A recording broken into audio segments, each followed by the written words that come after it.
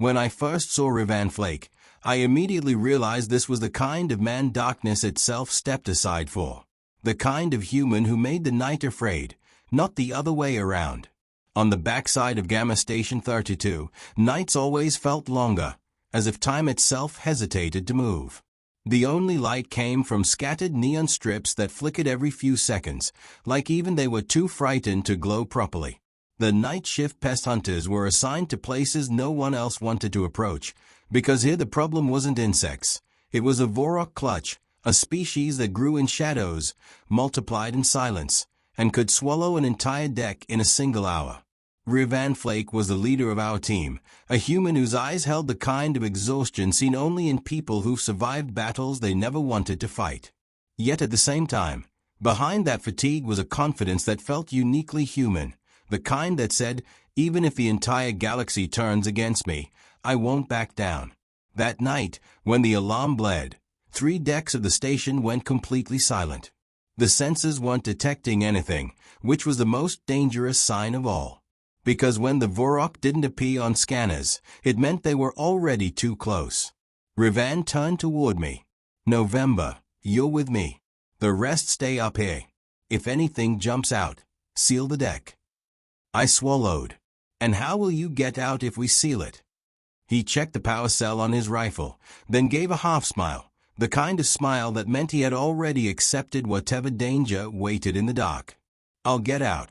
I always do. We stepped into the darkness.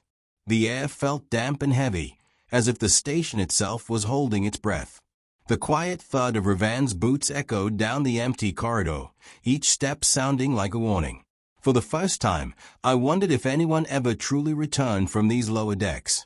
Then we found the first sign, black, sticky residue smeared along the wall, like something had been dragged away. Rivan stared at it, his jaw tightening. This is fresh. Their numbers are growing. We pushed forward.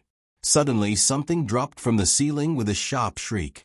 I jumped back, but Rivan moved faster than thought itself. His rifle's flashlight snapped on, cutting a clean hole through the darkness. It was a Vorok, 6 feet tall, arms like a spider's limbs and eyes like polished bullets. It launched toward me, but Rivan stepped in front of its path, grabbed it by the neck mid-air, and slammed it against the wall so hard the metal dented. I had seen strong humans before, but never like this. A single shot from his rifle erupted, and the creature's skull burst apart in a spray of black mist. That was just one, he said calmly, as if discussing maintenance work. The real nest is ahead. It was in that moment something clicked inside me. Humans weren't what the galaxy thought they were. They weren't weak. They weren't insignificant. Under the right circumstances, they became something terrifying. We entered the next chamber, and the floor trembled beneath our feet, as if something alive lurked beneath the metal plates. Then, the sound began. A chorus of skittering, 100 scraping limbs, and then hundreds of Vorok poured from the walls and ceiling like a living flood. I froze. Any sane person would. But Rivan stepped forward, raising his rifle, voice steady. November. Stay back. I'll carve the way. This was humanity, charging forward even when every logical instinct screamed to run. He moved like a weapon in human skin. Every shot precise, every step forward cutting through a wave of creatures. The Vorok swarmed around him, climbing, hissing, clawing, but he didn't falter. He fought with a ferocity that no alien soldier I'd ever met could match. But there were too many. Their numbers surged, forming a wall of bodies. For the first time, I felt fear for him. Then he said the words I will never forget, words that still echo in my mind. This night may be long, but I am longer. He reached down, detached the manual trigger from his demolition pack, and hurled it straight into the heart of the nest. The chamber flashed white, an explosion so bright that it erased every shadow for a full second. When I opened my eyes, the entire nest was destroyed. Black ash coated the walls. The swarm was gone, and Rivan stood in the center of it all, breathing hard, armor scorched, but alive. November, he said between breaths, this is only the beginning.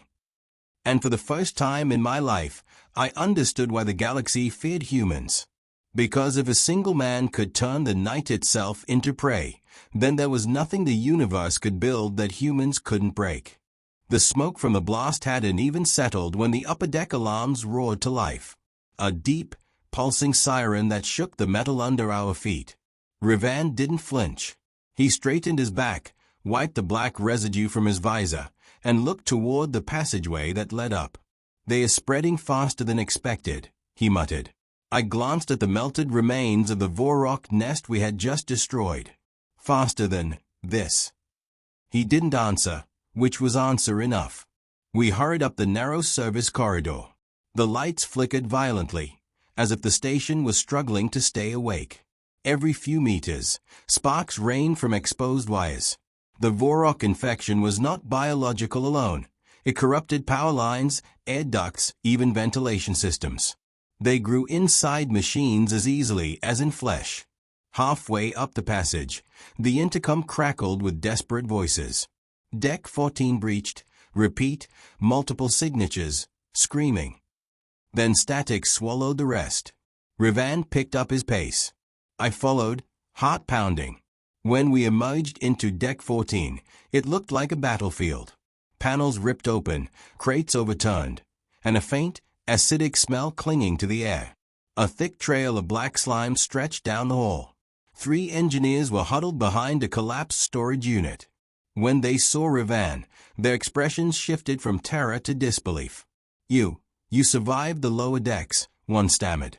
Rivan simply nodded. "Where's the breach?" The engineer pointed down the corridor, his hands trembling. Inside the cargo bay, something tore the bulkhead open. Rivan turned to me. "Stay behind me.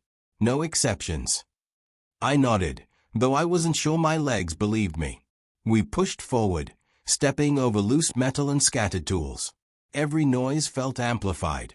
The hum of failing lights, the distant drip of fluid, the faint scuttling just beyond the walls. The Vorok were close. But something felt different now. The air was colder, heavy, as if something larger than the swarm was moving through the vents above us.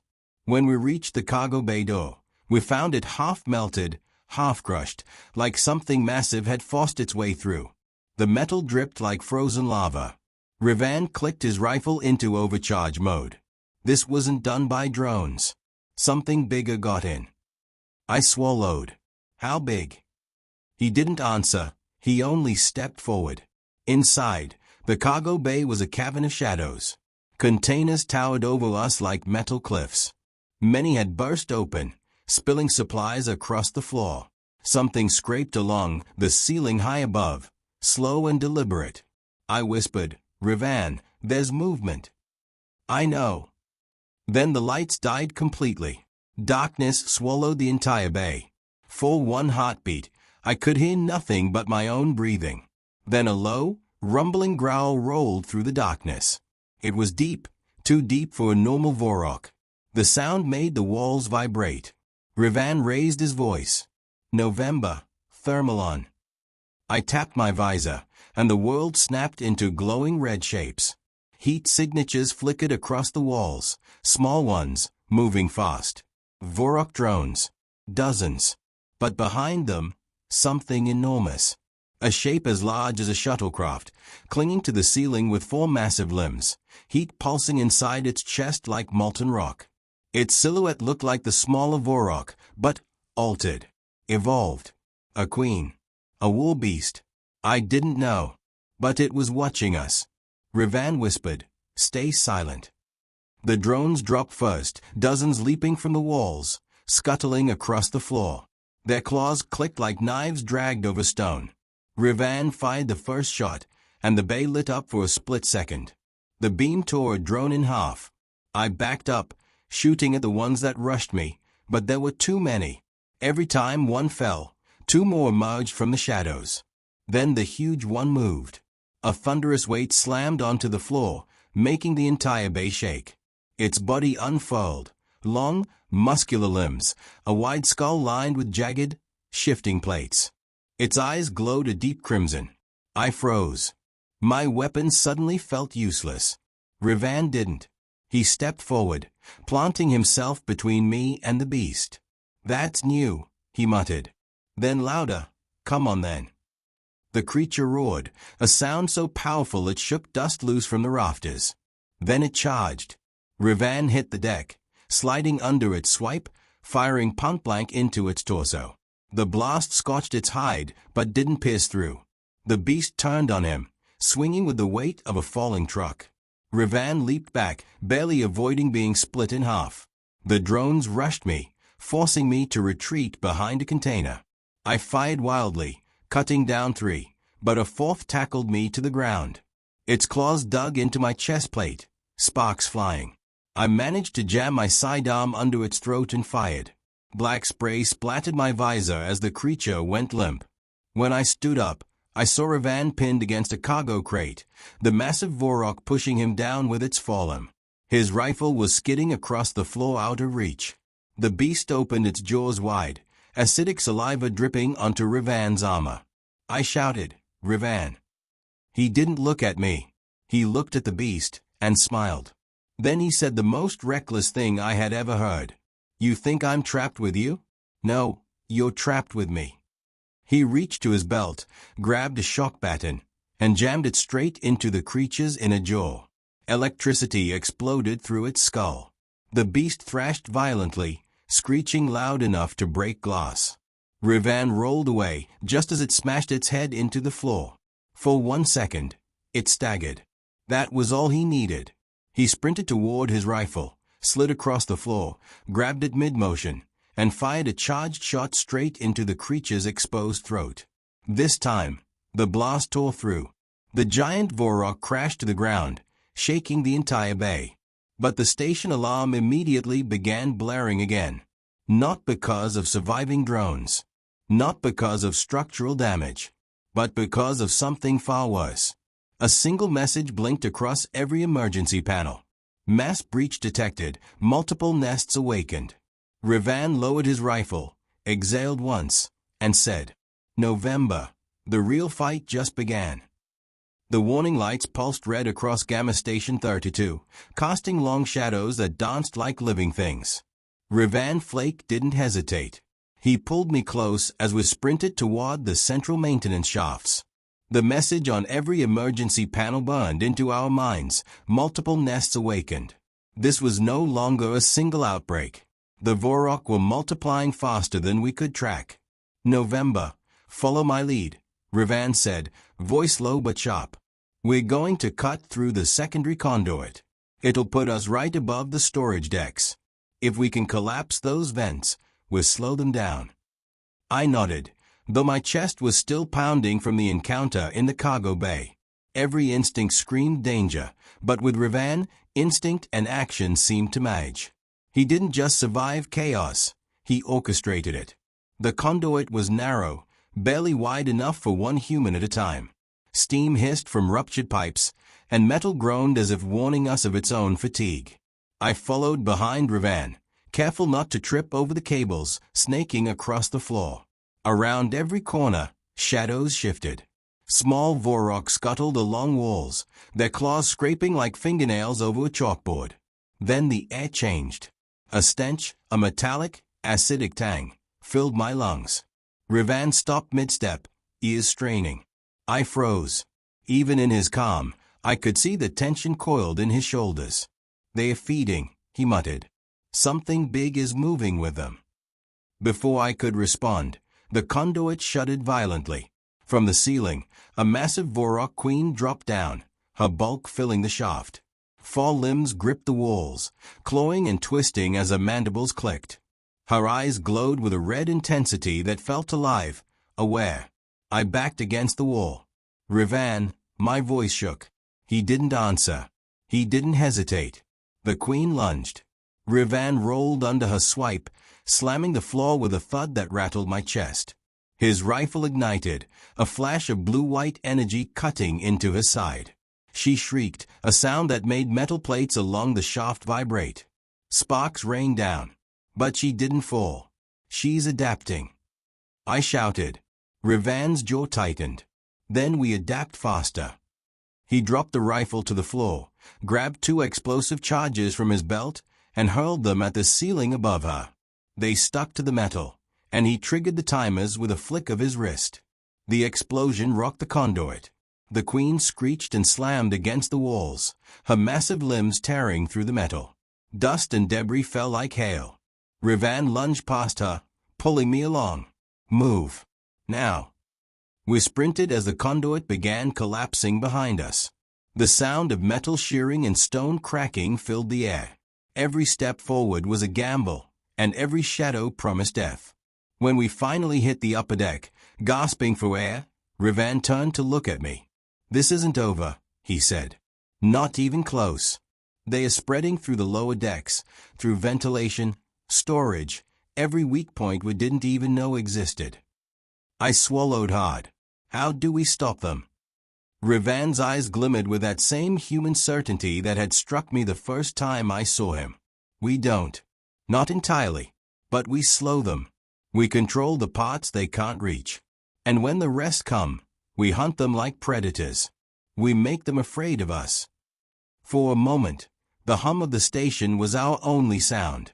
Then the floor vibrated again. Smaller Vorok swarmed from access panels, charging toward the deck. Rivan raised his rifle, and I raised mine, aligning my shots with his rhythm. The fight was chaotic. Claws, acid sprays, and chittering filled the room, but humans were relentless. Rivan moved with precision, each shot, each strike designed not just to kill, but to channel fear into the creatures attacking us. They hesitated, recoiled, and retreated, not because they were weak, but because humans had become something more. A Vorok screeched from the ceiling, diving straight at me. Reflexively, I rolled and fired. The creature landed in a heap, twitching, as I scrambled to my feet. Rivan shouted over the chaos, "Keep moving. Find the junction box." I spotted it, exposed wires, flickering panels, the station's nerve center for this entire section. Rivan leapt toward it, pulling out a specialized hack tool. Sparks flew as he jammed the device into the console. "This will overload the system," he explained. "Short-term blackout. Enough to trap the next wave in the lower decks." I covered him, firing at anything that moved. Minutes stretched like hours as Vorok clawed at the doors, metal bending under their strength. Then, with a hiss and a burst of sparks, the station went dark. The creatures froze, disoriented by the sudden absence of light. Rivan exhaled heavily, wiping sweat and grime from his face. "Perfect," he said, almost calmly. "Now they'll think twice before coming up here." For the first time, I allowed myself to notice something else. Rivan wasn't just a soldier. He wasn't just a leader. He was the embodiment of human resilience, the reason the galaxy's predators had nightmares about us. But even as we caught our breath, an unsettling hum filled the darkness. A new vibration, deeper and slower, echoing from the depths of the station. The Vorok weren't done. Rivan straightened, eyes narrowing. "November. If we survive this night, we'll need more than guns. We'll need a plan that makes them fear us before they even strike. Because they are coming, and it's going to get worse." I nodded, heart still racing, knowing he was right. Humanity didn't just fight to survive. Humanity hunted. And we had only just begun. That night, as the shadows of Gamma Station 32 stretched endlessly around us, I realized something profound. With Rivan Flake leading the way, humans were no longer the hunted, they were predators, and the galaxy would never see them the same way again. The temporary blackout gave us a brief reprieve, but the station trembled under the weight of Vorok activity. Gamma Station 32 wasn't just alive, it was a hunting ground. Every vibration echoed like the heartbeat of a predator, and the Vorok had spread into every unsealed vent and maintenance shaft. Rivan Flake didn't hesitate. "November, we split. East corridor. You cut off any drones approaching the command hub. I'll take west. We trap them before they reach the core." I swallowed hard but nodded. His confidence was magnetic. Even now, amidst the chaos, he radiated the unshakable aura of a predator walking into the lion's den. The corridors were a nightmare. Flickering lights revealed shards of twisted metal, black slime streaks, and Vorok scuttling along walls, emerging from vents, leaping from ceilings. Each movement was sharp, deliberate, as though the station itself trembled in fear. I moved through the east corridor, firing at creatures as they appeared. 3 Vorok lunged from a ruptured conduit. I shot 2 and stabbed the third with my combat knife, black ichor splattering my armor. Each kill was surgical, precise, but the swarm seemed endless. Meanwhile, Rivan's voice echoed through my comms. The west corridor is worse. Be ready to pivot. I looked toward the west access shaft, imagining the massive Vorok he was facing. Twice the size of standard drones, armored and spiny, it struck with terrifying precision. Sparks and acid spat across the walls as he dodged, rolled, and fired, each shot a calculated act of survival. The creature adapted quickly, anticipating his moves. Yet Rivan moved faster, almost as if he were dancing with death itself. Suddenly, my comm crackled. November. Incoming from above. I barely had time to react before a massive Vorok crashed from the ventilation shaft, limbs spread wide, eyes glowing crimson.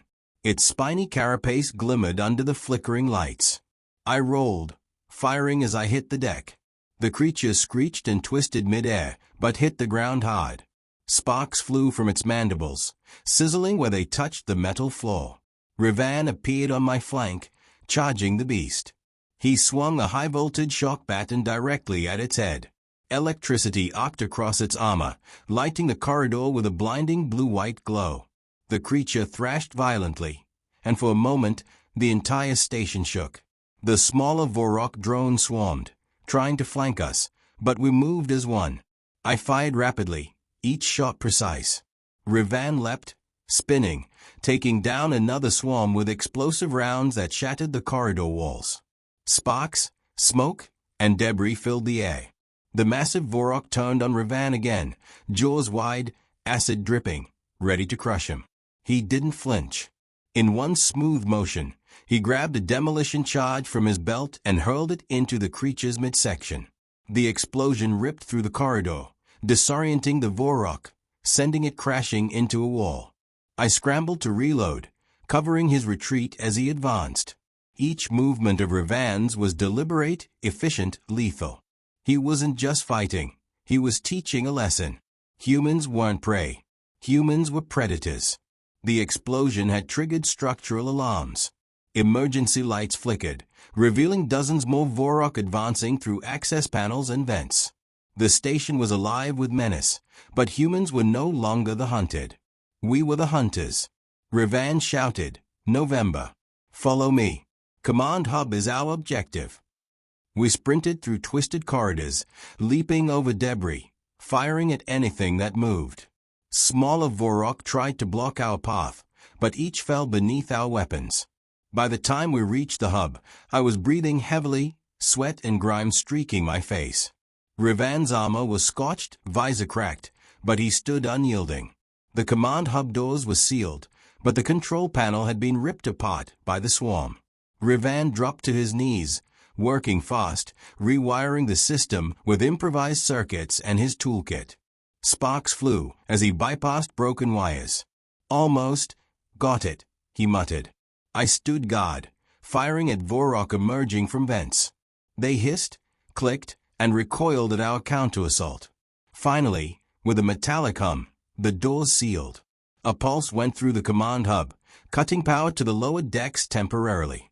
Vorok screeched in frustration, trapped below, unable to ascend. Rivan exhaled, leaning on his rifle. "We've slowed them, but they are still alive. Countless nests are awake, spreading across every vulnerable point." I nodded, exhausted but exhilarated. "Then what now?" He looked at me, eyes gleaming with that familiar, terrifying human certainty. "Now, we turn the night into our territory. We hunt, not just fight. The galaxy will learn what humans are capable of." A distant vibration ran through the station, deep and foreboding. The Vorok weren't finished, they never would be, but humanity had just learned something vital. Strength, cunning, and courage could bend the rules of survival. Revan stepped to the center of the hub, scanning for heat signatures. We're the apex predators now. If we fall, we do so fighting. But until then, nothing hunts us but ourselves. I felt it then, the full weight of human resilience. Not fear, not hesitation. Power, precision, and relentless determination. The night had been conquered, if only temporarily. And as the station hummed around us, shadows still writhing in the lower decks, I realized the truth. Humans were no longer prey. They were predators. And the galaxy, in all its dark corners, would remember that name, Revan Flake. The night was far from over. The Vorok would return. But so would humanity, stronger, sharper, and unrelenting. That night, the stars beyond the station seemed brighter. Not because of hope, not because of luck, but because humans had reminded the universe what it meant to survive, to dominate, and to never, ever yield. We were hunters, and the galaxy would never forget it.